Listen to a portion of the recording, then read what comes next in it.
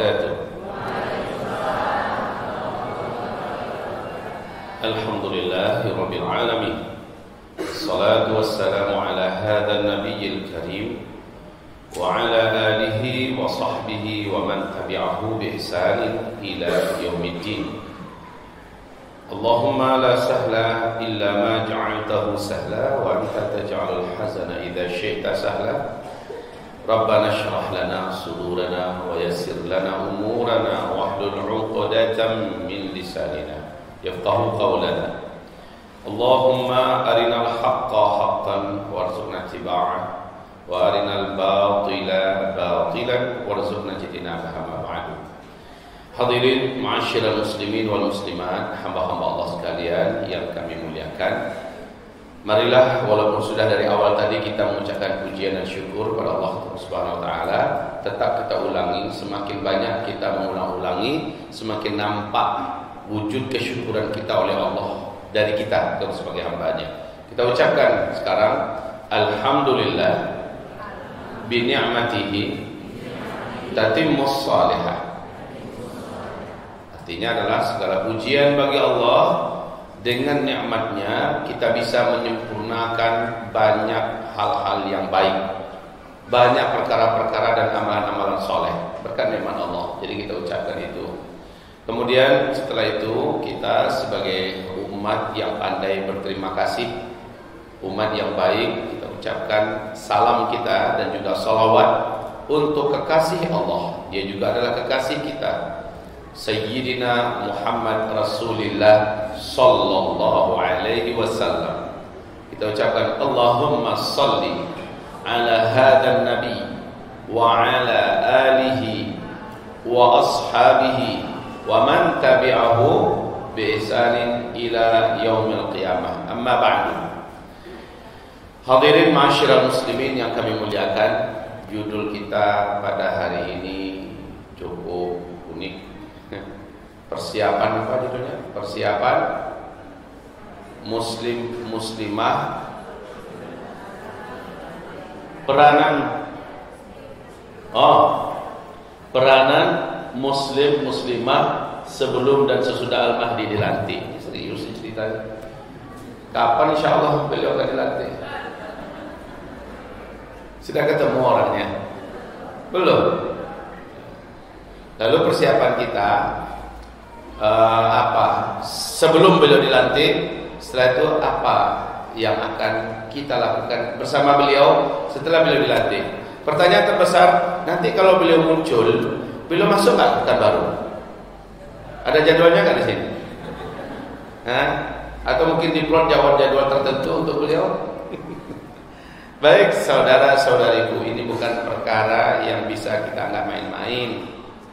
Kehadiran Al-Mahdi tentu saja di dalam akidah Ahlus Sunnah wal Jamaah secara mutlak, secara mutlak sudah menjadi iman yang wajib diyakini.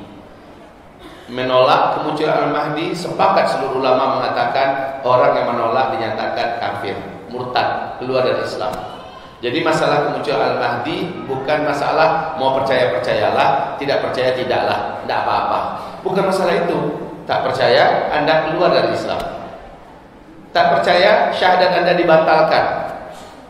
Kenapa demikian? Sebab menolak kehadiran Imam Al-Mahdi sama dengan menolak hadis-hadis sahih yang derajatnya sampai ke tingkat mutawatir maknawi. Mutawatir itu kekuatan riwayatnya sama dengan kekuatan riwayat Al-Quranul Karim.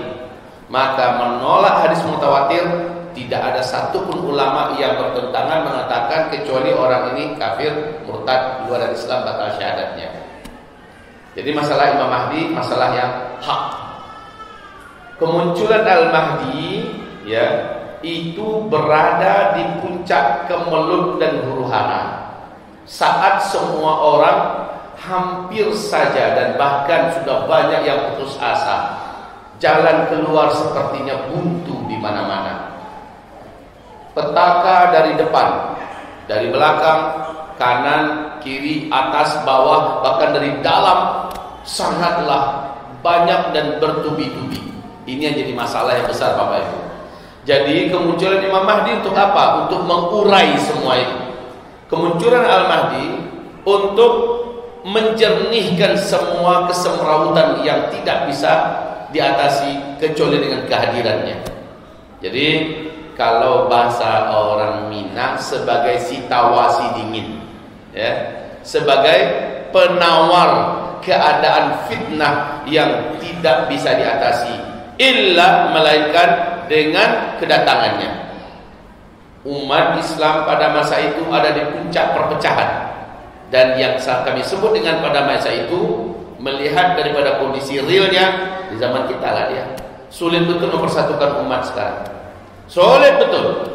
Setiap umat yang membuat kelompok akan mengatakan kelompok kita adalah kelompok yang the best, yang lain kelompok yang tak layak untuk dilirik, tak patut untuk kita bersamanya, kita ini yang terbaik. Setiap kelompok mengatakan itu. Sementara musuh Islam, ini uniknya, musuh Islam semakin berada pada puncak jahatnya, semakin berada pada puncak kezalimannya. Islam makin lemah karena terus pecah-pecah, sementara musuh-musuh makin jahat. Kita tidak mengatakan mereka bersatu, tetapi karena tujuan mereka adalah kita, terasa betul serangan ini. Nah, kaum muslimin, dalam hal ekonomi, semua sendi-sendi ekonomi umat telah direbut, telah dilepaskan, telah dihancurkan seluruh sendi-sendi ekonomi, sehingga umat untuk menggeliat bangkit sangat kesulitan sekali. Mereka semua yang pegang sekarang. Apapun negaranya, apakah itu Cina, apakah itu Amerika, apakah itu Eropa, apakah itu kaum globalis, Freemasonry dan sebagainya, apapun negaranya, yang menjadi target mereka adalah mengentaskan, ya, menghapuskan, menghabisi semua keberadaan ekonomi Islam. Dalam hal ekonomi, dan umat Islam ini difakirkan, dimiskinkan. Umat Islam ini difakirkan, dimiskinkan. Ini terjadi menjelang Al-Mahdi muncul, sehingga sulit kita untuk bisa menggalang kekuatan seperti dulu. Sulit sekali. Pada klimaksnya, umat ini merasakan baksa. Baksa itu surah Al-Baqarah ayat berapa itu? Ayat 214. Al-Baqarah ayat 214. Am hasibtum an tadkhulul jannah walamma ya'tikum mathalul ladzina khalaw min qablikum massatuhumul ba'sa. Ba'sa itu apa? Puncak kesusahan ekonomi, puncak kesusahan keuangan, harga-harga melambung, sementara produksi kebutuhan hari-harian semakin susah didapat, ya. Dan umat ini terkepung, fulus tak ada di tangan, semua di tangan musuh. Memang betul-betul parah keadaan ketika itu. Massatuhumul ba'sa. Jadi ayatnya, apakah kamu pikir kamu semua akan bisa masuk surga? Ibu pengen masuk surga? Insyaallah ya. Pengen semua masuk surga? Ah, iyalah. Kalau ada yang bilang, lihat dulu keadaan nggak normal tuh orang, ada gangguan jiwa itu. Masalahnya ayat ini, Allah berfirman di dalam ayat ini, apakah kamu pikir, apakah kamu merasa yakin dengan sholat-sholatmu, ya, dengan baca Qur'anmu, dengan zikir, ya, kemudian dengan infak-infak sedekahmu, dengan haji dan umrahmu, kamu bangun masjid, kamu tolong dakwah, kamu dan sebagainya, apakah kamu setelah itu yakin, kamu berpikir kamu berhak menjadi ahli surga? Ayatnya begitu loh artinya. Sementara kamu belum lagi lulus ujian. Yang ujian itu sama, kami telah ujikan orang-orang sebelum kalian, yaitu ba'sa, darra, zulzilu. Ba'sa ini adalah Allah hantamkan kepada kita ujian ekonomi yang parah, sampai ke tingkat umat ini tidak tahu lagi bagaimana cara dia untuk bertahan hidup. Sampai seperti itu. Nah, sehingga dalam hadis Sahih Bukhari Muslim, Rasulullah berkata, hari-hari menjelang Imam Mahdi keluar, hari-hari menjelang Imam Mahdi muncul, umat ini menjadi sangat brutal dan jahat. Demi berebutan sesuap makanan, dia rela berbunuh-bunuhan.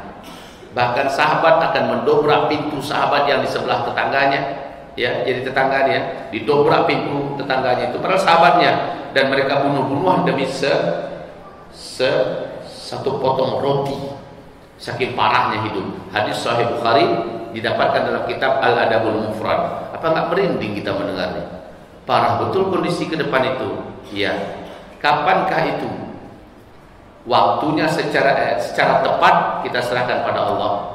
Tapi berhaklah, bolehlah kalau kita mengatakan di masa kita tidak.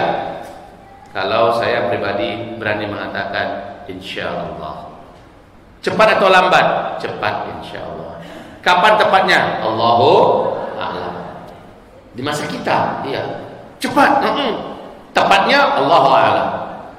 Pertanyaan tadi kan persiapan kita apa? Peranan kita dalam rangka menyambutnya. Lah kalau begitu, saudaraku, tadi kami sudah sebutkan dalam masalah ekonomi, kehancuran Masya Allah yang kita alami, ya, kelumpuhan yang kita alami. Sampai pada tingkat apa ayatnya? Mana saudara?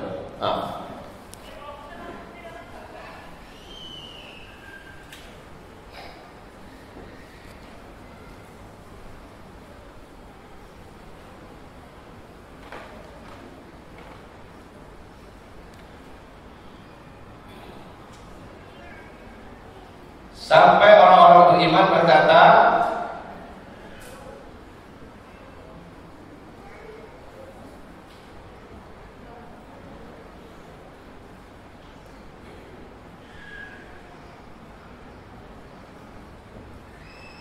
mata nasrullah, ya,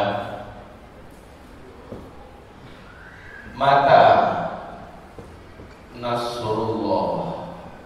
Apa artinya ini? Apa artinya? Kapankah datang kepada kita pertolongan Allah? Mata nasrullah. Jadi ketika ayat di atasnya, am hasibtum an tadkhulul jannah. Nih ya, am hasibtum an tadkhulul jannata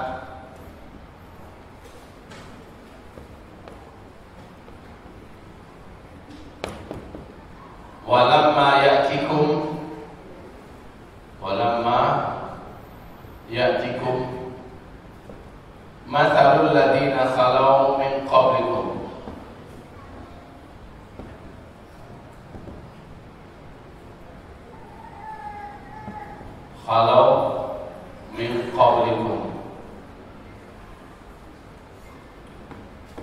massatuhumul ba'sa'u wad-dharra'u wa zulzilu hatta yaqula rasul mata nasrullah, sampai Rasul walladzina amanu ma'ahu, orang-orang yang beriman berkata mata nasrullah, kapan Allah tolong kita? Saking apa itu? Saking hampir saja putus asa. Hampir saja putus asa. Kalimat ini Allah sebutkan mata nasrullah ini adalah puncak atau klimaks, ya, klimaks ketidakberdayaan, ya. Klimaks ketidakberdayaan. Umat sudah tidak berdaya lagi. Mau berpijak kemana saja sudah tak ada pijakan. Yang sedang dipijak sekarang saja sudah akan tenggelam. Mata Rasulullah, udah kayak gini keadaan kami, kapan Allah tolong kami? Justru keadaan seperti itulah Allah tolong mereka. Dulu pernah kita ceritakan kisah seperti Nabi Musa mentok di depannya Laut Merah, di belakangnya Firaun dengan bala tentara siap membunuh. Ingat kisah ini? Udah nggak tahu lagi kemana, mau lari ke sana sepanjang pesisir pantai. Firaun pakai kuda ngejar, mau kemana saja, mentok di depan Laut Merah, di belakang Firaun dengan kilatan-kilatan pedang yang akan membantai. Disitulah ungkapan macam itu mata Nasrullah. Udah puncaknya, nggak tahu lagi. Ikhtiar udah sembunyi-sembunyi lari dari Mesir, sembunyi-sembunyi di tengah malam. Nggak boleh ada satu pun yang bocor. Tapi besoknya ketahuan juga ketika rumah-rumah orang Bani Israel seluruhnya pada kosong, tidak ada satu pun, anak-anak pun tidak ada. Akhirnya dengan cepat diberitakan sampai ketika Firaun susul jejak tapak kaki mereka nampak, maka dikejar. Ya, yang mereka berjalan dari malam tadi pakai jalan kaki, ini yang mengejar pakai kendaraan kuda, otomatis ketemu. Singkatnya, tidak tahu jalan. Sebentar lagi akan dipakai semuanya. Tidak peduli mau perempuan, laki-laki, tua, muda, anak-anak, anak-anak, bayi, mereka hamil, badai semuanya. Tak boleh tersisa satu orang pun hidup, tak boleh. Saat itu mata Rasulullah, kapan kamu tolong kami? Keadaan seperti ini nanti yang akan muncul sebelum Imam Mahdi muncul. Ya. Jadi saudara-saudariku, hamba-hamba Allah yang muliakan, saya ingin mempertegas sesuatu hal, yaitu Imam Mahdi itu bukan diturunkan. Yang salah-salah, Imam Mahdi itu bukan diturunkan, tetapi dia dihadirkan. Dia sudah ada, dia dimunculkan, bukan diturunkan ya. Kalau diturunkan itu hanya Nabi Isa. Ingat itu bahasanya, jangan salah, jangan slip. Yang diturunkan hanya Nabi Isa. Begitu juga bahasa, ketika Dajjal nanti turun itu juga salah. Dajjal nggak pernah ada di atas. Dajjal tersembunyi dan dia nanti muncul di Khurasan, kata Rasulullah. Kemunculannya di Khurasan dari sebuah kota yang bernama Isfahan, yang ternyata adalah kota Iran sekarang. Situ Dajjal muncul. Ya, Imam Mahdi munculnya di mana? Rasulullah SAW mengatakan di Madinatul Munawwarah, dia dibaiatnya di depan Ka'bah. Jelas kemunculan, bukan turun. Oke ya. Kita mau ngomong Imam Mahdi karena tuntas kan pembahasan figur Imam Mahdi ini kan sudah selesai kan. Jadi saya tidak usah membahas Imam Mahdinya lagi. Saya membahas apa peranan kita sebagai muslimah dalam rangka menyambut Imam Mahdi. Saya berharap semuanya sudah mengerti. Jangan sampai tadi di situ ya, siapa Imam Mahdi itu ya. Jangan sampai begitu. Jangan sampai kita masih ada bertanya, siapa itu Imam Mahdi? Ya, kalau ada yang ternyata baru belajar ngaji atau baru duduk untuk mendengarkan masalah ini, singkat saja saya katakan, Imam Mahdi itu keturunan kandung Rasulullah SAW dari anaknya Ali bin Abi Thalib dan Fatimah binti Muhammad SAW, Fatimah Az-Zahra. Mereka punya dua anak, Hasan dan Husain. Dia dari Hasan. Nanti di akhir zaman dia akan dihadirkan oleh Allah dalam rangka menyelamatkan bumi ini dan orang-orang beriman serta menegakkan agama menjadi agama yang memimpin dunia. Jadi Al-Mahdi adalah gelar, nama aslinya bukan itu. Ya, oke. Saya tidak akan mulai ini lagi lah. Pada intinya dia adalah keturunan Nabi Muhammad selesai. Ya, dan dia lahir secara normal. Bapaknya ada, ibunya ada. Bukan seperti Nabi Isa, hanya ibu saja, bapaknya nggak jelas. Ya, bapaknya adalah dari kun fayakunnya Allah Subhanahu Wa Taala. Bukan seperti Nabi Adam yang nggak ada bapak ibunya, tapi dia normal. Oke, sampai di sini cukup ya. Dan dia nanti dimunculkan oleh Allah di usia seperti Rasulullah, dibaiat seperti Nabi Muhammad diangkat oleh Allah menjadi Nabi dan Rasul. Pas di usia itu beliau akan memimpin. Baik, sekarang peranan kita, ya. Ingat ya, tanda terbesarnya adalah ketika orang Islam sekarang sudah merasa perasaan macam-macam itu nggak arah itu kan? Sudah belum? Rasanya kita mau bicara apa ya di politik, kita udah putus asa, betul nggak? Siapapun yang dicalonkan besok ini kita sudah putus asa, sudah pesimis, sudah gimana gitu, karena yang memainkan catur ini tangan-tangan raksasa yang memegang segala kemampuan dan kuasa, ya. Dan kita juga tidak percaya dengan pola pengangkatan kepemimpinan zaman sekarang ini. Mau di Indonesia, mau di mana-mana, udah gak percaya. Karena memang pola pengangkatan pemimpin yang paling ideal adalah cara Islam. Jadi kita yakini, kalau cara yang sudah-sudah nih, siapa yang banyak fulus, dialah yang mulus. Mafi fulus, mampus. Ini kenyataan sekarang. Jadi politik pada hari ini tidak bisa diharapkan. Melihat dia memimpin, makin lama kita semakin tidak dapat melihat masa depan. Tahulah macam mana. Secara penyakit, sudah terencana penyakit itu. Penyakit itu akan muncul bulan apa? Itu sudah terencana. Di kota mana dulu? Katanya Pekanbaru dulu ya. Iya itu. Mande. Jadi sudah terencana, sudah ada programnya. Dan.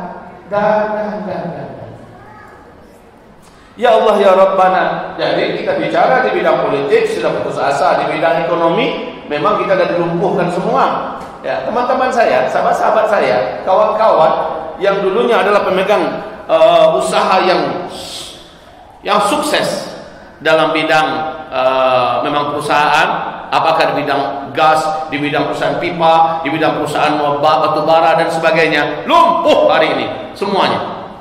Saudaraku yang kami muliakan, memang di program itu bahkan yang non muslim juga banyak yang berjatuhan. Memang itu diprogram agar dunia ini miskin semua, agar muncul ketergantungan kepada sesuatu komunitas yang memang dianggap merekalah yang layak memimpin dunia. Kok nak sial? Capek selama ini benar di luar.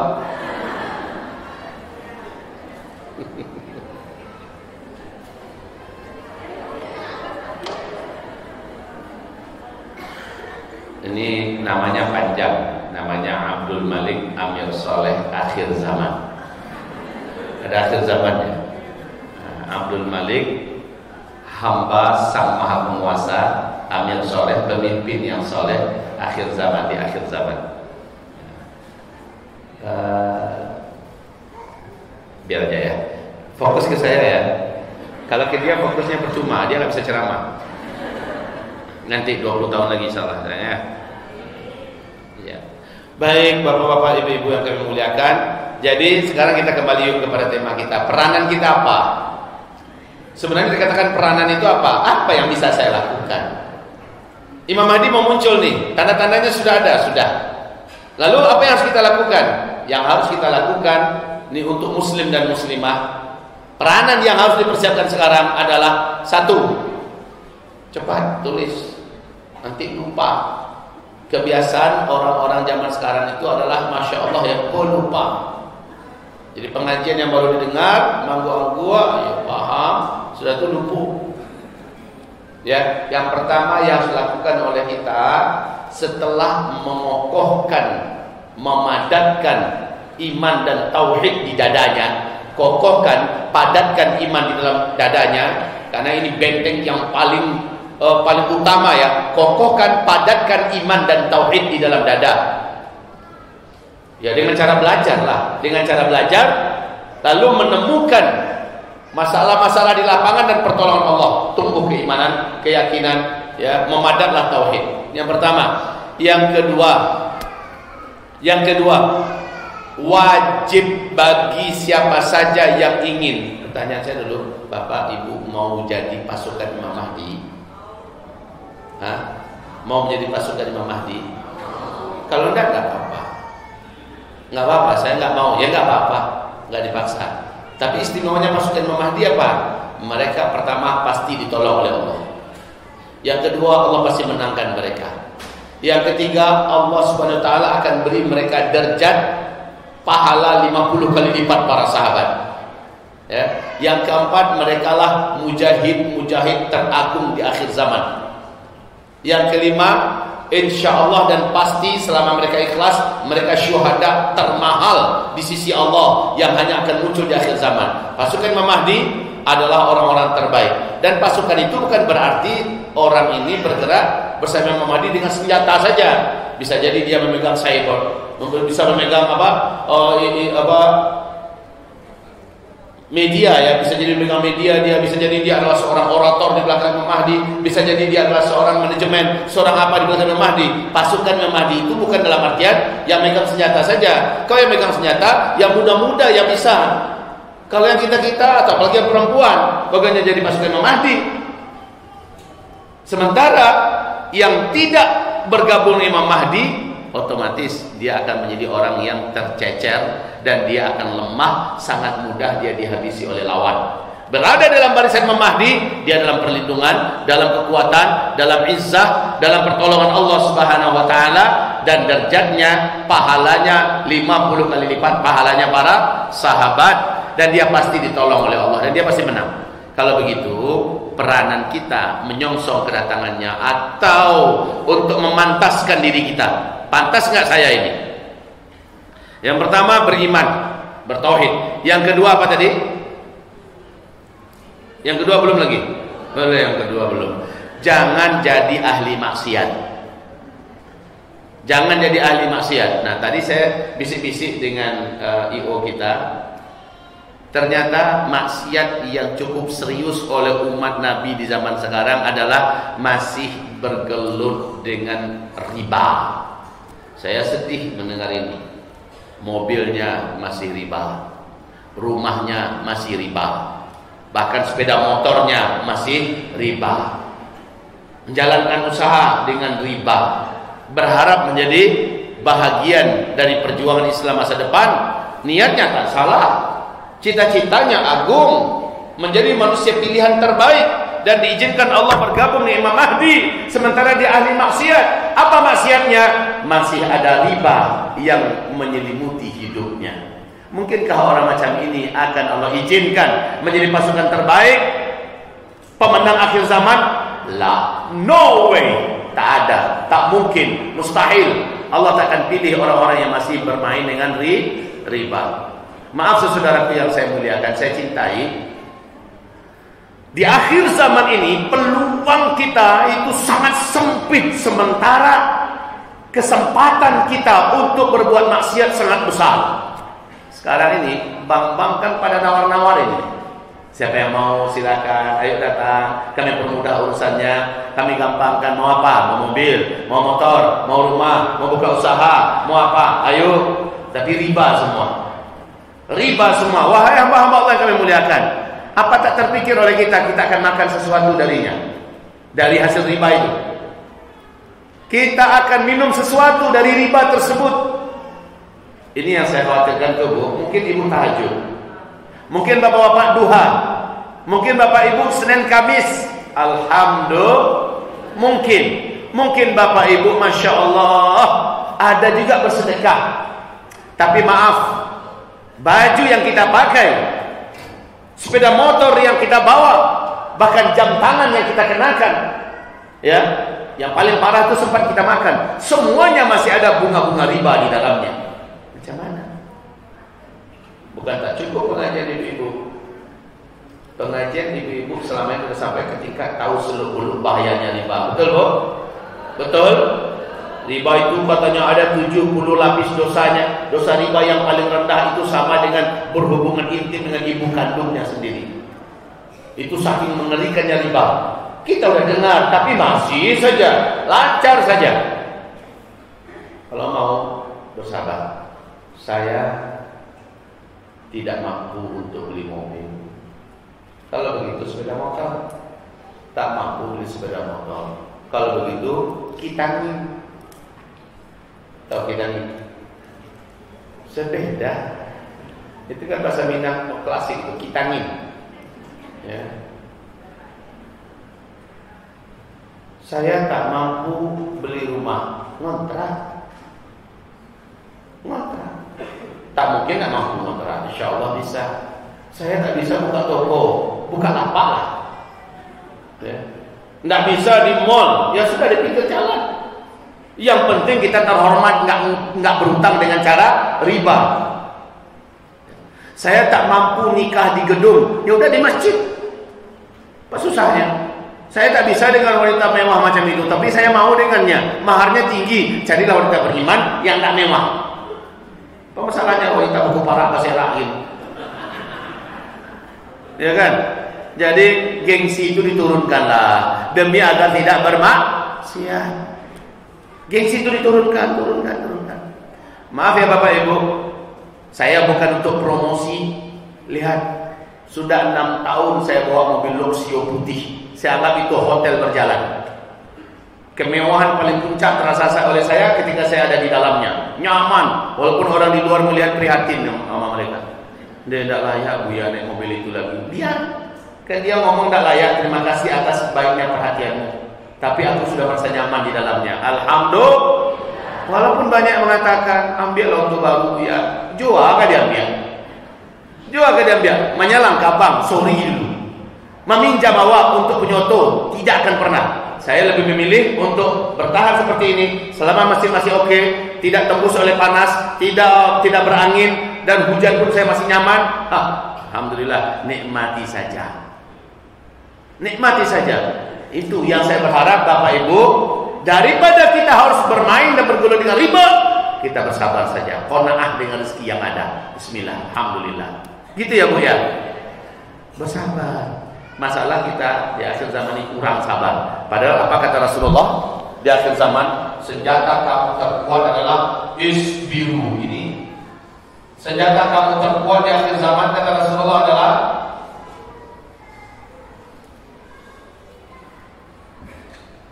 isbiru. Ya. Kita baca sekarang apa tulisan? Kita baca pakai teropong lagi. Isbiru, bersabarlah kamu. Di akhir zaman ini bersabarlah kamu. Menjelang Al-Mahdi muncul. Perisai kita adalah sabar, Bu. Perisai kita adalah sabar. Sabar dalam hal apa? Sabar dalam hal menjalankan semua perintah-perintah Allah Subhanahu wa taala. Menjalankan apapun yang diperintahkan oleh Allah Subhanahu wa taala. Menjalankan apa-apa yang diperintahkan Allah Subhanahu wa taala.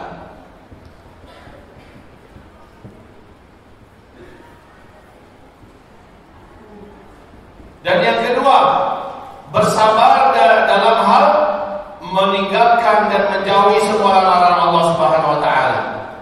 Meninggalkan dan menjauhi semua larangan-larangan Allah Subhanahu wa taala.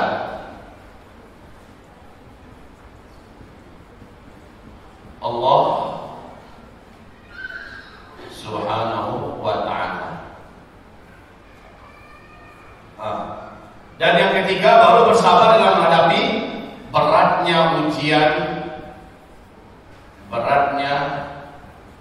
ujian finansial. Ujian finansial, bencana, musibah, dan lain-lainnya. Ya, sabar ini wahai Allah yang muliakan. Sabar dalam tetap istiqomah menjalankan perintah-perintah Allah Subhanahu wa taala. Sabar dengan tetap meninggalkan semua larangan Allah. Jangan sampai kita berbahasa ba'alai tapasu. Kalimat ini kalimat lemahnya iman, saudara-saudaraku. Mengatakan tapasu. Dek kalau tapasu, kalau tidak pernah mau dikul. Ya, saya bahasa Minang ngerti semua. Mengerti alhamdulillah ya. Kalau ada nggak ngerti angkat tangan. Ada yang nggak ngerti sama sekali. Maafkan saya. Oke, kita akan jadikan bahasa kita sekarang ini bahasa Minang yang di Indonesia. Oke. Baik, hamba-hamba Allah, sabar kamu dalam hal menjalankan apa-apa saja ya diperintahkan oleh Allah Subhanahu wa taala. Sabar juga dalam hal meninggalkan semua yang dilarang oleh Allah Subhanahu wa taala. Ya, sabar dalam hal menjalani beratnya ujian finansial, bencana alam, petaka, musibah dan lain-lainnya. Sabar. Kita lanjut kepada pembahasan kita. Jadi kalau kita bersabar, ya sudah, kita bisa menikmati, Pak.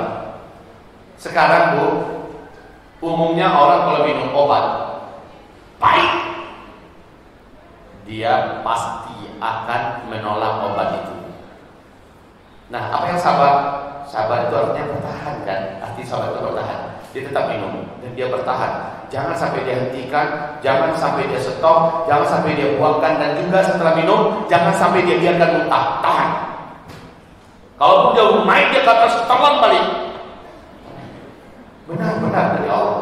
Awal-awal istri saya dulu tak kuat, minum madunya tak kuat ya. Asal minum madu pasti muntah. Saya katakan, Dek, madunya mahal. Apalagi madunya madu dari Yaman. Harga madu Yaman itu 1 kilo bisa 2 juta lebih. 1 kilo yang cuma segini Bisa 2 juta lebih. Jangankan madu Yaman, madu biasa saja, madu Ashifa, madu-madu yang kita produksi, itu saja sudah sangat rugi kalau seandainya kita keluarkan. Dan yang menolak madu dalam perutmu adalah setan, kata Rasulullah. Setan yang bersarang dalam perut menolak kehadiran madu. Muncul ya Rasul. Ya, madu akhirnya dia pun berhasil melawan. Setiap keluar, dia tahan, dia takutkan giginya, dia tutup mulutnya, ditelannya lagi. Lama-lama perutnya sudah bisa menerima. Lama-lama itu bersabar namanya ya. Itu bersabar, lama-lama dia mengalami semua gangguan perutnya menjadi hilang. Sekarang perutnya sudah enak. Maka kata Rasulullah, pasti Allah menyembuhkan. Yang berdusta itu bukan Allah, tapi yang berdusta itu adalah makhluk jahat yang ada dalam perut kamu, kata Rasulullah Sallallahu Alaihi Wasallam. Dia bersabar, Pak. Begitu juga kita bersabar dalam menjalani pahitnya hari-hari sekarang ini. Sabar. Bincang-bincang kami malam tadi, apa kata kawan-kawan? Ustaz, tidak ada keberatan yang lebih realnya. Udah gak tahan, sakit betul hati, dah gatal tangan. Apa kata saya? Justru sekaranglah tuntutan sabar dari Rasulullah Sallallahu Alaihi Wasallam diterapkan.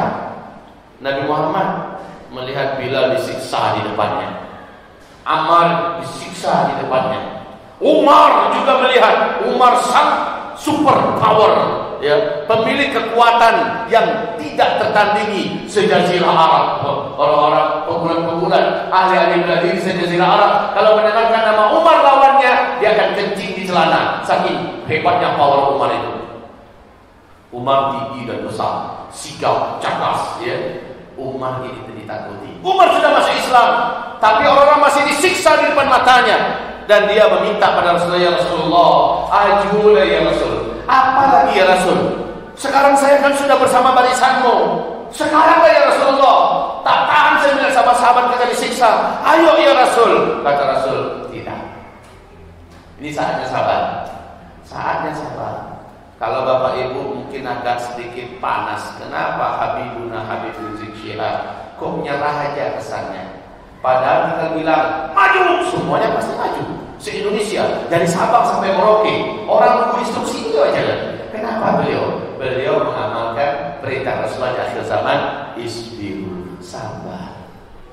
Sabar, kata Rasulullah, enggak, bukan sekarang. Jangan dulu, ya, jangan dulu. Perintah Allah Subhanahu wa taala, alam tara ila alladziina qila lahum kuffu aydiyakum 'anil qital wa aqimus shalah wa atuz zakah. Tidakkah kamu lihat orang-orang yang bersemangat dan berharap bisa perang, maunya perang. Qila lahum kuffu aydiyakum 'anil qital. Tahan tanganmu, tahan perasaanmu, bersabarlah kamu. Wa aqimus shalah. Dirikan sholat 5 waktu berjamaah secara rutin dan disiplin. Dan teruslah berkorbankan harta untuk menegakkan agama Allah Subhanahu wa ta'ala. Jadi perintah Allah itu adalah tegakkan sholat 5 waktu, berjamaahlah, kejarlah masjid di masa-masa fitnah ini. Kemudian perbanyaklah kita berjuang dengan mengeluarkan harta kita untuk menolong agama Allah Subhanahu wa ta'ala. Itu pun butuh sabar. Sabar kita. Bilu kemana? Jangan menuntut kemenangan. Saya mengatakan kemenangan tidak akan didapat di akhir zaman ini, tidak akan didapat di akhir zaman ini kecuali dengan kehadiran Imam Al-Mahdi. Kemenangan yang global, ya, kemenangan yang sifatnya mendunia. Sementara tampilnya kita di kancah dakwah, ibu-ibu, tampilnya kita di kancah amar bil ma'ruf nahi 'anil munkar, itu sudah kemenangan, menang melawan hawa nafsu. Menang dalam artian berani tampil di depan kebatilan, sudah menang itu. Jangan diartikan menang itu kita yang akhirnya berkuasa, kita yang akhirnya memimpin, kita yang akhirnya berada di atas. Bukan kayak gitu kemenangan. Kemenangan itu adalah berani kita tetap mengatakan yang hak di depan yang batil, berani kita tetap berdakwah walaupun resikonya pahit, berani kita menegakkan amar bil ma'ruf nahi 'anil munkar walaupun pada akhirnya kita akan difitnah, kita akan diburu, ditangkap, tapi kita tetap eksis. Itu kemenangan dibandingkan orang-orang yang ketakutan, menggigil, lututnya bergemetar, pipisnya mengalir, dalam keadaan jaga dan sadar. Orang macam ini adalah loser, pecundang. Baik, kita kembali isbiru. Jadi peranan kita berikutnya adalah yang ketiga. Yang ketiga, yang kedua? Yang ketiga wajib merapatkan barisan. Ini peranan muslim-muslimah berikutnya. Di Pekanbaru aja contoh ya, di kota ini kan sudah banyak bermunculan kelompok-kelompok yang bagus ya. Ada yang namanya PAS, Pemuda Akhir Zaman, ada yang namanya MUSAS, Muslimah Sadar Akhir Zaman, ada yang namanya macam-macam namanya bermunculan Pekanbaru. Itu bagus semua. Ada yang konsentrasinya di bidang pendidikan, ada yang fokusnya di bidang muamalah keuangan, ya, bisnis, ada yang konsentrasinya di bidang pengobatan, ada yang konsentrasinya di bidang sport, ya, olahraga sunnah, ada yang konsentrasinya di bidang pencerahan remaja, ya, ada yang konsentrasinya, betul tidak? Bermunculan di macam ini ya, bukan baru, bermunculan semua. Saatnya sekarang rapikan soft, biar masing-masing tetap dengan namanya, tetapi koordinasi di antara mereka wajib wujud. Sebab apa? Pertolongan Allah akan Allah datangkan hanya ketika kamu bersatu. Nama biar tetap masing-masing. Nama biar tetap masing-masing. Coba Bapak Ibu lihat sebatang tubuh masing-masing kita, atau mungkin saya mencontohkan di depan. Ini apa namanya? Tangan. Terus ini apa namanya? Kaki ya. Lalu yang ini apa namanya? Kepala ya. Ini namanya beda-beda tidak? Tapi menyatu tidak? Itu yang saya maksud ya. Biar namanya apa saja, enggak masalah. Allah tidak menyuruh kita menyebut-nyebut dan membuat nama. Tetapi silakan dia hadir dengan perbedaan yang ada. Tangan letaknya di kanan, kerjanya adalah bagian pegang, memegang, angkat, mengangkat. Ya, yang kiri letaknya juga di sebelah badan kiri, kerjanya juga bagian bersih membersih. Ya, intinya begitu. Kalau kaki yang kanan, kaki kiri, nama beda tapi nyatu, ya nyatu. Sekarang ada yang bagian pendidikan, didukung oleh yang lain. Apa kata yang bagian olahraga? Sekarang anak-anak Bapak Ibu, saudara mau menyekolahkan anak, sekolahkan ke bagian pendidikan yang ada di Islam di Pekanbaru ini. Kami rekomendasikan begitu. Apa kata yang bagian yang bagian sibuk di bagian media umpamanya? Organisasi ini bergerak dalam dakwah di media, dia juga mempublikasikan. Saudara, kalau untuk menguatkan ekonomi kita di Pekanbaru ini, supaya kita menjadi sebuah kekuatan yang layak untuk diperhitungkan dan mampu mengakomodir dan juga bisa menjadikan perputaran keuangan itu sesama kita, maka kami menghimbau, belanjalah kita umpamanya dibuka Islam Mart, umpamanya kan Islam Mart Pekanbaru atau Pekanbaru Mart, nggak usah pakai istilah Islamnya, Pekanbaru Mart yang isinya semua adalah komunitas Muslim mukmin di dalamnya. Kalau semua orang belanja ke sana, itu contoh ya. Jadi masing-masing komunitas mengajak kita belanja jadi Pekanbaru Mart. Pekanbaru Mart juga membuat Baitul Mal dan Baitul Tamwil, ya. Kemudian menghadirkan semua solusi kebaikan yang bisa dikerjakan. Baik di dunia pendidikan, disupport, ada dana keuntungan semacamnya. Banyak yang bisa dibantu. Ketika umat ini bersatu seperti satu tubuh, maka dia layak dipakai untuk menjadi pasukan Islam sejati. Dia layak nanti bergabung dipakai oleh Imam Mahdi. Kenapa? Komunitas yang mudah bersatu, dia adalah komunitas mukmin. Komunitas yang solid dipersatukan, dia adalah komunitas penyakitan, komunitas musyrikin. Jangan tersinggung. Komunitas yang sulit diajak bersatu, ini adalah komunitas penyakitan. Orang-orang di dalamnya pesakitan, diajak bersatu nggak mau. Saya katakan sekali lagi, silahkan dengan nama masing-masing.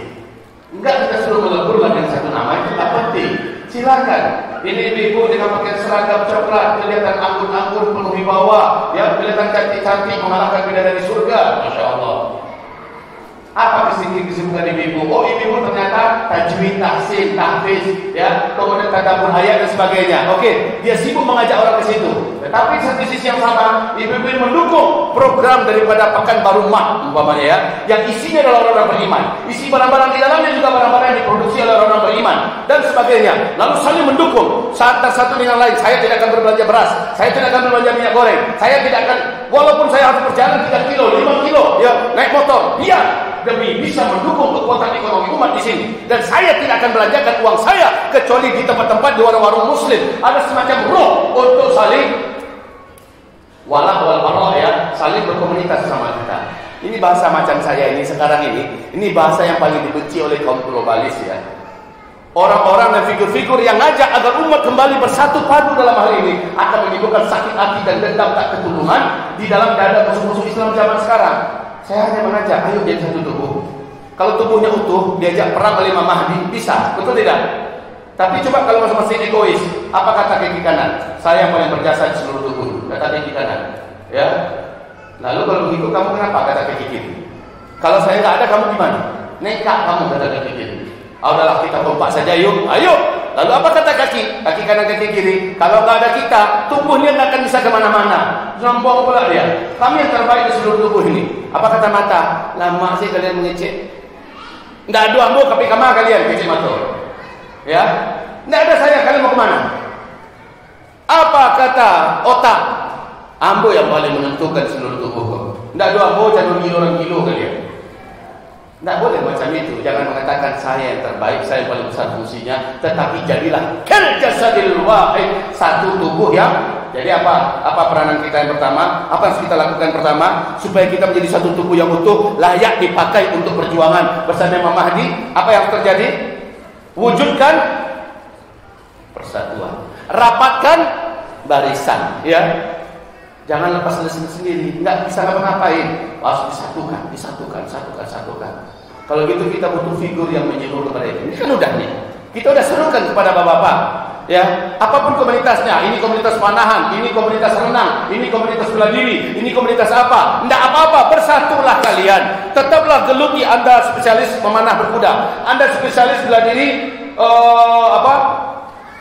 jiu-jitsu, Anda spesialis taekwondo, Anda bagus itu. Sekarang perbanyak orang-orang agar memiliki keahlian bela diri. Ajak mereka saling mendukung. Saat ditanya mana bela diri yang bagus, mana yang paling kamu senangi, yang paling bagus.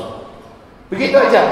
Oh, bapak kan kungfu. Iya, saya kungfu. Tapi di sana ada saudara kita ahli tai chi. Kamu boleh memilih yang mana saja. Yang penting jangan sampai kamu tidak ikut melatih fisik kamu, melatih kemampuan bela diri kamu. Kan asik begitu, Pak. Jangan yang kungfu mengatakan tai chi lemah, lalu mengatakan jiu-jitsu tidak baik, lalu mengatakan taekwondo itu banyak kekurangannya. Tidak usah. Ya, ini yang dimaksud adalah ayo kita saling mendukung. Ada mendirikan sekolah tahfiz, itu juga tahfiz, itu tahfiz. Umat bertanya, saya mau masukkan anak saya kemana? Mana yang paling praktis? Mana yang paling dekat dengan rumah ibu? Yang paling mudah dan sebagainya? Masukkan ke sana. Jangan mengatakan cuma di sini bu ya, yang lain itu nggak benar itu semua. Cuma kita yang punya guru yang qualified, bahkan kita punya syekh dari Timur Tengah, jadi masukkan ke sini saja. Itu tak baik, itu tak sehat. Maka katakan selagi ibu masih bersemangat, bapak masih bersemangat, masukkan anaknya di tahfizul Quran, di mana saja itu bagus. Kok ada kekurangan di sana, kami akan bantu nanti di mana bisa kita bantu. Asik kalau begitu, saling mendukung. Oh ternyata ada sekian, ada Pekanbaru Mat yang muslim mukmin di dalamnya, ada juga ternyata sudah ada 7 titik supermarket yang orang-orang muslim beriman. Tidak apa-apa, di mana yang terdekat dengan kalian saja. Pokoknya jangan belanja kepada muslim. Begitu prinsipnya, jangan belanja pada muslim, belanja kepada muslim saja. Itu prinsipnya, dan terserah mau supermarket yang mana. Begitu. Jadi kita, peranan yang harus kita lakukan adalah bentuk kembali wahdah Islamnya, persatuan Islam, persaudaraan Islam, kerapatan, ya, berkoordinasi di antara sesama elemen-elemen Islam, komponen-komponen Islam yang ada. Jadilah satu tubuh, agar kita layak dibawa untuk bertempur, agar kita layak dan pantas jadikan petarung bersama dengan Imam Mahdi ketika dia muncul. Kan tak mungkin Imam Mahdi akan bawa orang yang kakinya ciek, pakai tungkai dulu. Awas satu orang ciek. Dia pakai tongkat seperti itu. Maka akan diprioritaskan, saudaraku, kamu tinggal bagian jaga gudang aja ya. Sementara akan kami bawa bertempur bersama kami adalah yang sehat, kakinya lengkap, tangannya ada, orang yang terbiasa, mudah diajak bersatu, mudah diajak berukhuwah, dialah orang mukmin. Sementara orang yang susah diajak bersatu. Maaf, dia adalah orang musyrik. Ciri khas orang musyrik itu kabura 'alal musyrikina ma tad'uuhum ilaih. Berat bagi orang musyrik yang kamu ajak mereka untuk bersatu. Orang yang sulit diajak bersatu itu orang musyrik. Halo. Halo. Pengumuman. Orang beriman adalah orang yang enak dan mudah diajak untuk bersatu. Orang musyrik adalah orang yang sulit diajak bersatu. Walaupun jidatnya hitam saking hebatnya sujudnya, lama sujudnya, hebat tahajudnya, Masya Allah Tuhannya, lama berdirinya, bengkak betisnya, tapi diajak bersatu nggak mau. Musyrik. An aqimuddin wa la tatafarraqu fihi. Tegakkan agama, perjuangkan agama, jangan berpecah belah. Ketika diajak jangan berpecah belah, ayo bersatu. Kabura 'alal musyrikina ma tad'uuhum ilaih. Berat bagi orang-orang musyrikin memenuhi ajakanmu untuk bersatu. Ya, apalagi besok kita ada acara di mana, Bu Dokter? Di Aryaduta. Itu kita bicara tentang bagaimana menjalin persatuan dan kesatuan untuk membangkitkan ekonomi umat di akhir zaman. Lebih kurang arahnya ke sana lah. Maka kita dengarkan besok. Sekarang sudah saya ansur-ansur ini, bau-baunya saya sampaikan. Intinya jangan sampai tidak didukung. Nanti kita buka Baitul Mal secara profesional dengan pola yang sangat transparan, ya, dilatih kader-kadernya yang siap mengisi di situ. Ternyata kita tidak dukung. Uang kita masih saja disimpan di bank-bank konvensional yang ada. Masih saja dititipkan ke tempat-tempat ribawi yang ada. Ini keterlaluan, saudaraku. Keterlaluan. Berharap kita akan disambut oleh Imam Mahdi. Maaf, saya katakan Anda tak memenuhi syarat. Anda tak memenuhi syarat. Uangnya masih disimpan di bank-bank konvensional, di bank-bank yang mengelola secara ribawi. Padahal sudah ada Baitul Mal. Baitul Malnya yang terpercaya, didirikan secara profesional oleh para ahli-ahli dan para pakarnya. Kelola Baitul Mal ini. Ada juga Baitul Tamwil, di mana nanti akan ada usaha bersama. Baitul Tamwil, harta disimpankan ke sana untuk usaha bersama. Apa bentuk usaha bersamanya? Apa saja kayak pokoknya. Kita buat apa? Umpamanya pom bensin kita buat di satu titik, maka kita berazam, saya hanya akan isi minyak sekian, umpama ya. Itu contoh. Ya, kita dukung ini wahai hamba Allah. Jangan sampai Baitul Mal dibuka, Baitul Tamwil dibuka, tapi dana umat tidak dimasukkan ke situ. Giliran minjam kencang mau ke sana, giliran nyimpan ke tempat lain, itu kan terlalu. Ya, apa namanya? Terlalu. Tiba kamu minjam, Baitul Mal paling. Tiba kamu menyimpan ke bank konvensional paling. Itu terlalu. Hamba-hamba Allah akan memuliakan. Yang ketiga, ya, yang harus kita lakukan menjelang muncul Al-Mahdi, wujudkan dulu semangat untuk bersatu, semangat untuk berjamaah. Tumbuhkan ruh itu. Hanya mereka lah yang layak dibersamai oleh Allah dengan ridha dan restunya. Yang keempat, peranan kita di akhir zaman adalah yang harus kita lakukan sebelum kedatangan Al-Mahdi. Ya, sebelum kedatangan. Ini ada dua nih kan, sebelum dan sesudah ya. Sekarang yang keempat, sebelum kedatangan Al-Mahdi adalah perintah Allah Subhanahu wa taala. Dan ini semua orang bisa buat. Dan insyaallah mudah asal punya tekad. Berkomitmen menjaga sholat 5 waktu berjamaah di masjid bagi laki-laki. Ada wanita berkomitmen sholat tepat waktu walaupun di rumah. Tepat waktu, orang azan dia sudah tentang sejadah. Orang azan dia tinggalkan semua aktivitasnya. Ini bisa apa tidak? Bisa. Yang laki-laki tidak boleh tawar-tawar. Boleh enggak Ustaz kalau hanya maghrib isya saja? Kan saya kerja siang. Saya kerja siang, jadi zuhur asar mungkin saya kerja di kantor. Saya sholat di kantor. Atau saya ke kebun, jadi zuhur asar saya di kebun. Jawabannya tak boleh. Kalau Anda memang harus sholatnya di kebun karena kebunnya jauh dari kota, berjamaah, azan. Ada yang memandangkan azan. Bangunkan semacam masjid kecil, walaupun hanya tiang-tiang dengan atap saja. Sholat di situ, berjamaah, tepat waktu. Lakukan itu terus. Karena ini perintah di akhir zaman. Pegangan kamu mendampingi sabar. Pegangan kamu mendampingi sabar adalah sholat berjamaah. Setelah sholat berjamaah plus, tanpa buat plus di situ ya tulisannya. Dalam plus, rajinlah terus berinfak dan berinfak. Rajinlah terus berinfak dan berinfak. Rajinlah terus berinfak dan berinfak. Bersedekah dan bersedekah. Berwakaf dan berwakaf. Karena Islam di akhir zaman, ketika ekonomi makin melemah, maka sesungguhnya dia makin butuh kebersamaan untuk mengerjakan pekerjaan mulia dalam rangka mempertahankan eksistensi Islam. Dan itu termasuk dengan harta. Biar saya hanya mampu segini. Dulu ketika ekonomi saya sukses, saya mampu banyak-banyak. Sekarang cuma segini. Teruskan itu. Sampai kapan? Sampai kita sudah tidak lagi hidup. Berinfaklah terus. Karena tak lama lagi setelah Imam Mahdi muncul, saudaraku, setelah peperangan dimenangkan dalam waktu yang cepat, alhamdulillah ya, ini janji Allah. Imam Mahdi ketika memimpin, peperangan terjadi dengan cepat. Semua perang yang ada di muka bumi dengan cepat dipadamkan oleh Imam Mahdi dengan kemenangan. Dan negeri itu langsung distabilkan dengan syariat Islam. Kemudian kekayaan melimpah ruah. Semua harta benda dalam bumi Allah muntahkan. Tidak lagi ditemukan di bumi satu pun orang miskin. Saat itu kita bersedekah, sudah ada yang terima. Saat itu kita berinfak, sudah tidak butuh lagi ada orang infak kita. Sekarang di akhir-akhir ini menjelang Imam Mahdi muncul, ketika ekonomi sedang susahnya, berinfaklah. Alladzina yunfiquna fis sarra'i wad dharra, orang-orang yang tetap berinfak walaupun ekonominya sedang pahit, walaupun ekonominya sedang berat, walaupun ekonominya sedang susah, dia tetap mengeluarkan infak dan dia tidak berhenti. Allah bagi tadi di mana tuh? Di pengajaran nomor Allah 1 tadi pagi.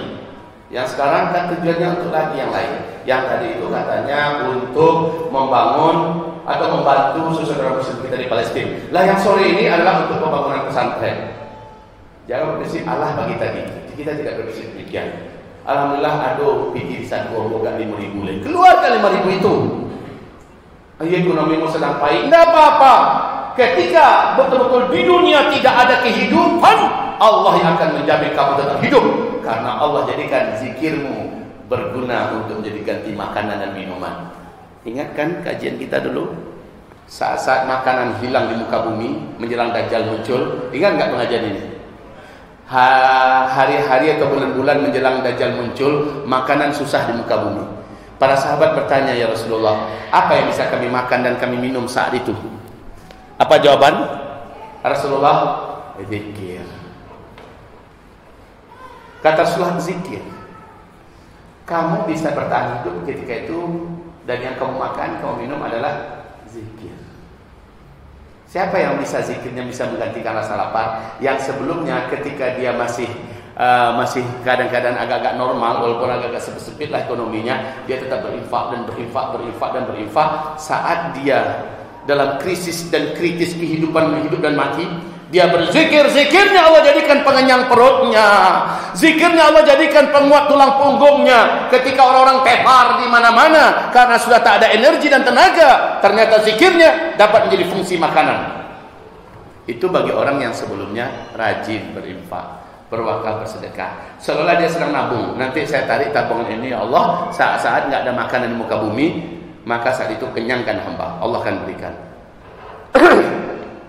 Jadi begitu hamba-hamba Allah, saudaraku yang kami cintai, ya, peranan yang bisa kita lakukan sebenarnya tidak banyak. Bagaimana dalam berdakwah? Tadi saya sudah ajak 1, 2, 3, 4 ya, berjamaah. Di berjamaah itu sudah semuanya di situ itu, ya. Bagaimana dengan berdakwah? Nah, pengajian di akhir zaman jangan makin ke ujung ya, semakin sepi, semakin sunyi, semakin tak diminati. Ini salah besar. Justru makin ke ujung, pengecas iman seperti yang kita adakan sekarang ini tetap digandrungi, harus diperjuangkan untuk didatangi. Jadikan ini jadwal yang paling dinanti-nanti. Ketika diumumkan, oh ternyata dalam minggu ini ada 3 jadwal. Dalam minggu ini 3 jadwal. Yang satu yang mengisi adalah Ustaz Dr. Mustafa Umar. Harinya hari anu, tempatnya di anu, jadwalnya anu.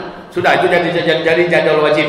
Kemudian Masya Allah, hari Kamis malamnya ada Ustaz anu yang mengisi. Hari Jumatnya kita punya jadwal. Dan jadwal ini jadikan jadwal di mana saya tidak akan lewati hari saya kecuali jadwal ini wajib menjadi prioritas saya kejar. Di akhir zaman jangan jauh dari ulama. Di akhir zaman jangan tidak mendengarkan majelis-majelis ilmu, ya, karena kita butuh pengecasan yang lebih, wahai Bapak Ibu.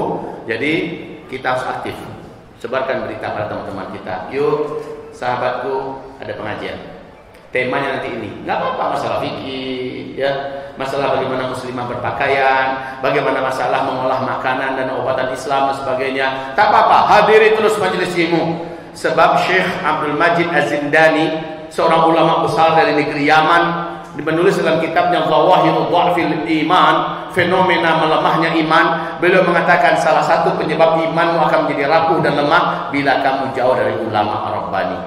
Jadi dekati mereka, hadiri pengajian mereka, jangan sampai absen, dan jadikan ini adalah kebutuhan wajib yang bisa kita isi. Taib, hamba-hamba Allah yang saya sayangi, ini yang pertama. Dan yang kedua, setelah Imam Mahdi muncul, apa yang kita lakukan? Setelah Imam Mahdi muncul, apa peranan kita? Satu, pastikan titik keberadaan Imam Mahdi. Dia sedang di mana? Sedang di Rusia, di Suriah. Apakah dia sedang di Palestina? Yang harus dilakukan ketika kita sudah mendengar Imam Mahdi sudah muncul dan dia sedang berada di negara mana, perjuangkan dengan segala kemampuan kita untuk berangkat menuju kepadanya, berbaiat dengannya dan bergabung di bawah komandonya. Yang pertama, in amkanakum dzalika, kalau kita sanggup. Kalau duit tak ada, paspor juga tak ada, nggak ngerti bahasa Arab, karena memang puncak arena kita nanti adalah Arab, ya. Puncak area lokasi perjuangan kita bersama Imam Mahdi adalah Arab. Kita nggak pandai bahasa Arab, bahasa Inggris bisa nggak? Bisa, alhamdulillah. Tapi pada akhirnya nanti bahasa Arab akan menjadi bahasa idola dunia, ya. Pada akhirnya nanti bahasa Arab akan kembali menjadi bahasa idola dunia. Tapi bahasa Inggris juga akan tetap terpakai. Kita kembali pada topik kita. Jadi berangkatlah di mana saja Imam Mahdi berada dan berbaiat. Bagaimana kalau kita tidak mau berbaiat dengannya? Sementara dia sudah pasti muncul, sudah diumumkan, beritanya sudah menyebar, dan dia sedang ada pokoknya di Palestina.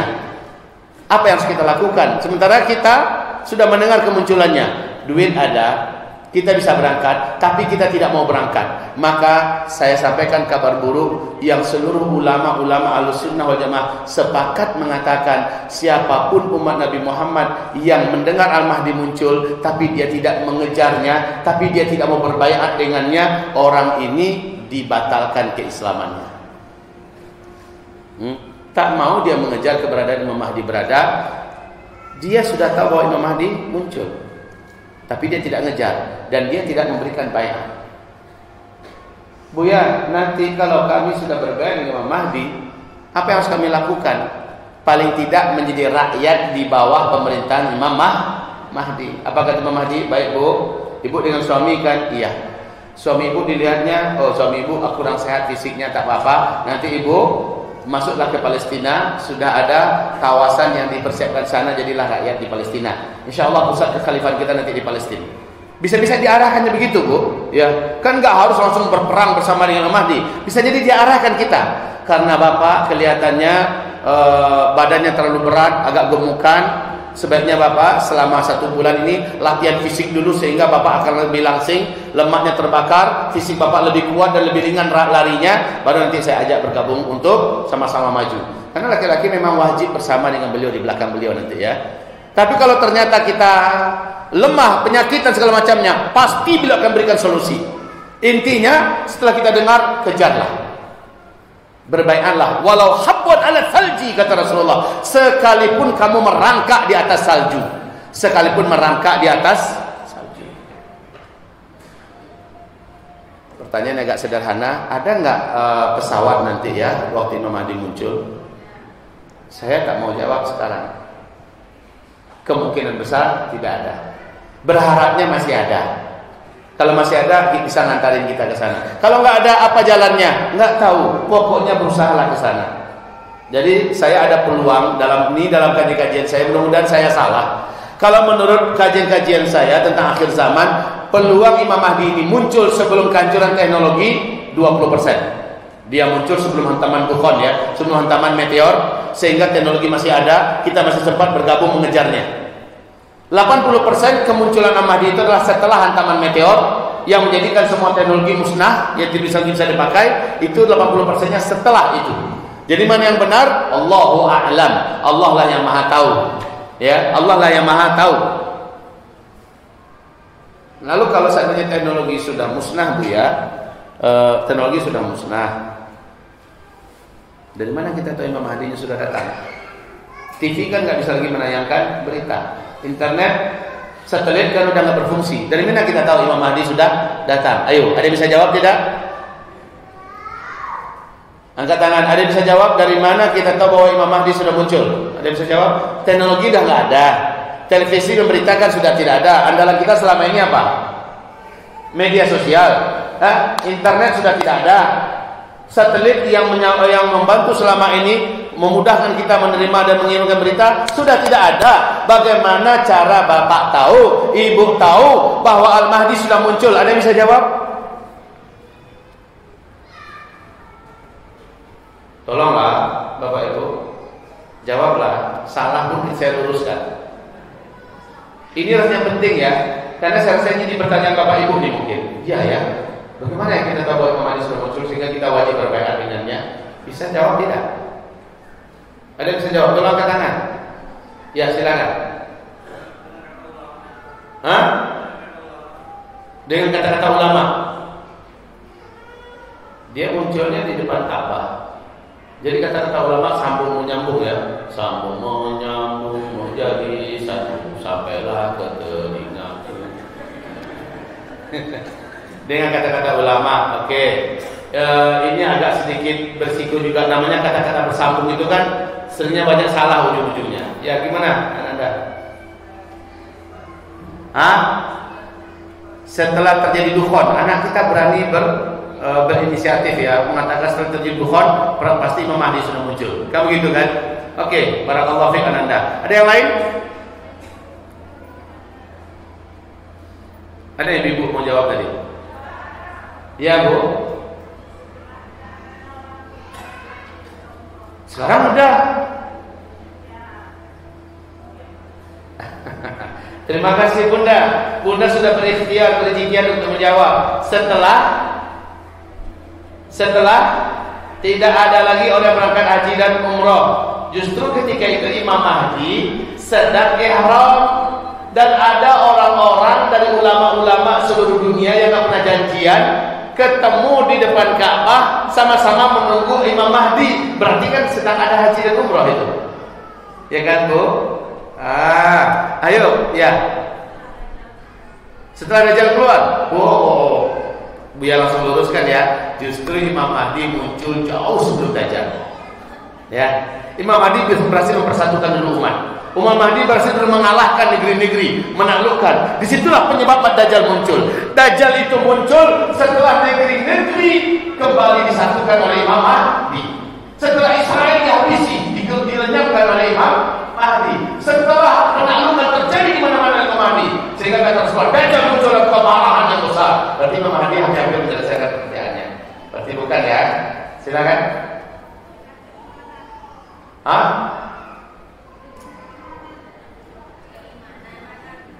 Dengan keimanan.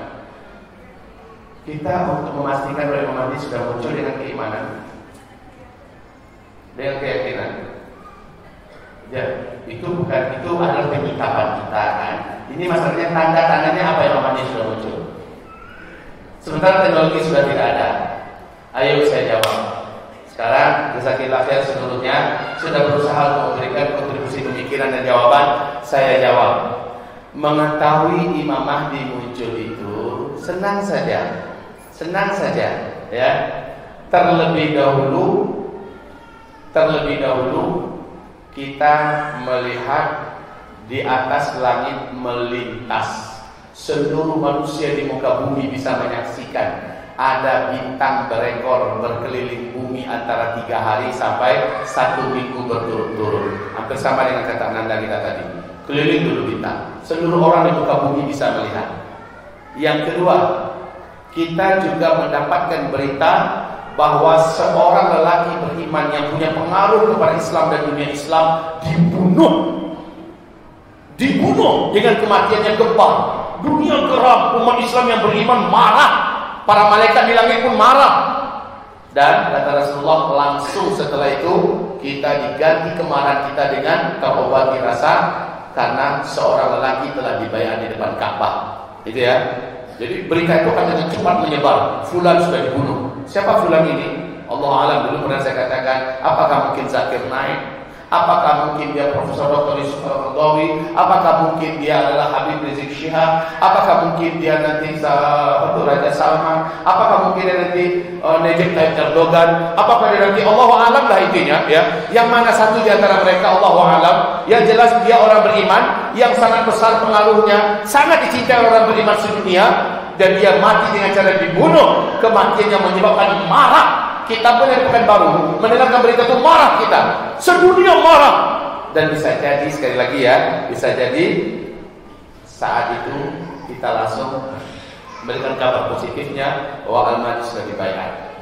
Ya, baik kaum muslimin yang kami muliakan, hamba-hamba Allah yang saya cintai, peranan kita setelah beliau muncul, apa yang harus kita lakukan pertama? Apa yang harus kita lakukan pertama? Segera mengimani keberadaannya dan menuju kepadanya, berbaca pada tantangan dengannya, berbaiat, kemudian bergabung dengannya. Kalau tidak bisa di mana? Saya tidak bisa. Saya hanya bisa di negara saya. Imam Mahdi sudah ada di sana, muncul 100% fix. Apa yang Bapak Ibu lakukan? Titipkan baiatmu saudara-saudariku kepada yang bisa berangkat. Titipkan baiatmu saudara-saudariku kepada yang bisa berangkat. Aku sebagai muslim umat Nabi Muhammad dari Pekanbaru bernama Siti Rohana, umpamanya ya. Siti Rohana menitipkan, tolong sampaikan aku berbaiat kepada Imam Mahdi, as-sam'u wa ta'ah, kepada apapun yang diperintahkan, kepada apapun yang diinstruksikan, dan insyaallah dia akan sebagai pemimpinku di akhir zaman. Begitulah Bapak titip nanti. Bapak titip kepada orang yang bisa berangkat. Tapi catatannya Bapak betul nggak bisa berangkat ya. Bapak betul nggak bisa berangkat. Tapi kalau bisa berangkat, wajib berangkat. Kan gitu kata Rasul tadi. Bisa berangkat wajib. Tak perlu minta izin mak. Tak perlu minta izin kepada orang yang kita berhutang kepadanya. Tak perlu minta izin kepada bos pimpinan. Tidak perlu minta izin. Kalau sudah pasti Imam Mahdi keluar, cepatlah menuju kepadanya, berbaiatlah. Selagi kita mampu, kalau tak mampu baru nitip baiat kepada orang-orang yang berangkat. Nah, ibu-ibu, hamba-hamba Allah yang akan memuliakan, setelah itu kita yang bisa berangkat dengan yang tidak bisa berangkat beda. Ya, kita yang bisa berangkat dengan tidak bisa berangkat beda. Nilai kita jadi beda. Kalau Bapak Ibu tidak bisa berangkat, peranan berikutnya Bapak Ibu adalah biayai orang yang bisa berangkat. Catat itu baik-baik.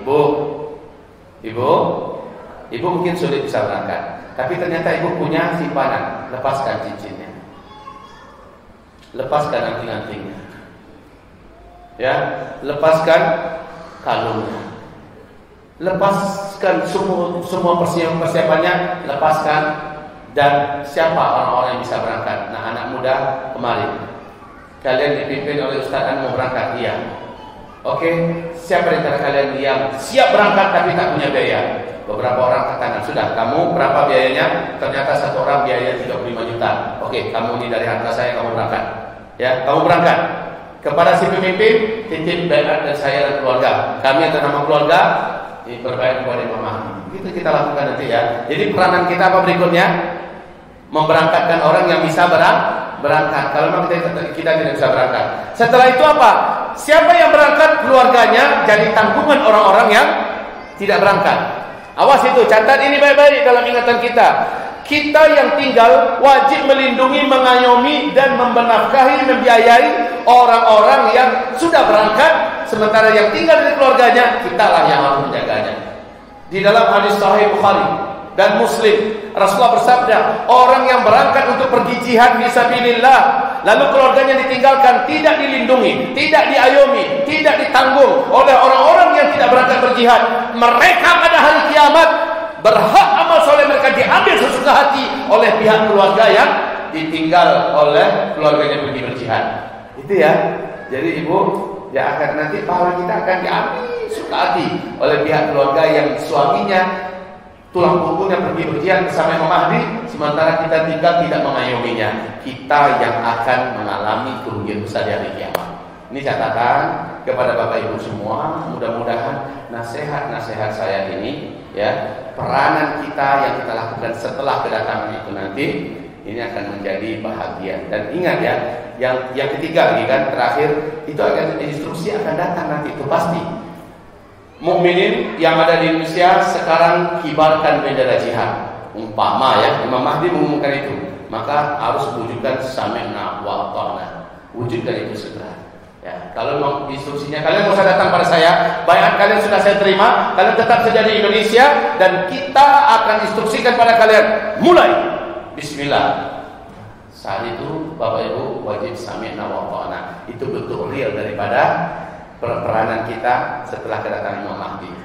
Baik, sebelum itu semua, Bapak Ibu saya minta kepada Allah, Bapak Ibu juga minta kepada Allah, ya Allah, jika memang di masa kami Imam Al-Mahdi ini munculnya ya Allah, maka tolonglah kami ya Allah, tolonglah kami agar kami dapat bergabung dengannya. Minta dari sekarang, ya Allah ya Rabb kami, jika memang benar di masa kami ini kemunculan Imam Mahdi nanti, tolong kami ya Allah, pantaskan kami ya Allah agar kami bergabung dengannya. Minta seperti itu, aminkan wahai kaum muslimin. Ya Allah, jika memang di masa kami kemunculan pemimpin tertinggi umat ini di akhir zaman hadir ya Allah, dan tepat di masa kami ini, maka kami memohon kepadamu ya Allah, izinkanlah kami untuk bisa bergabung dengannya, izinkan kami untuk bisa berbaiat kepadanya, dan pantaskanlah kami menjadi salah satu dari bahagian pasukannya ya Allah. Ya Allah, ya Rabb kami, Engkau yang maha mendengarkan doa, Engkau yang maha mengabulkan, kabulkanlah ya Arhamar Rahimin, ya Mujibas Sa'ilin, ya Qadhil Hajat, ya Rafi'ad Darajat. Allahumma amin, amin, amin. Wa sallallahu ala sayyidil anbiya wal mursalin Sayyidina Muhammadin sallallahu alaihi wasallam wa ala alihi wa sahbihi ajma'in. Amin, amin, amin ya rabbal alamin.